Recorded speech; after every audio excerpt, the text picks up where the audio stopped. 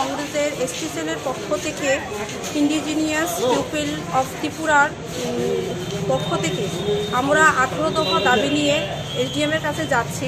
ওনার কার্যালয়ে গিয়ে আমরা দাবিগুলো ওনার কাছে পেশ করব।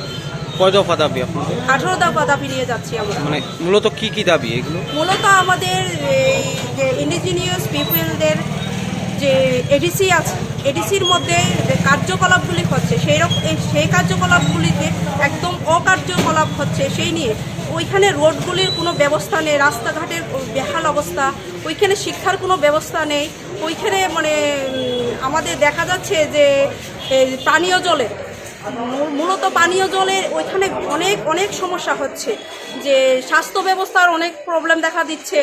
তো স্বাস্থ্যের যদি ওরা স্বাস্থ্যের কোনো মানে অসুবিধা হয়, ওদের আসতে হচ্ছে আগরতলা শহরে জিবি হসপিটালেও, ওইখানে কোনো হসপিটালের ব্যবস্থা নেই, পানীয় জলের কোনো পাম্পের ব্যবস্থা নেই।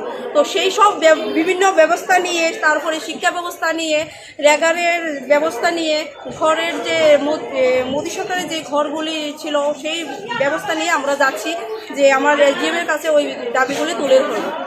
আপনার পরিচয়টা? নমস্কার, আমি পিঙ্কিতা বর্মা বলছি।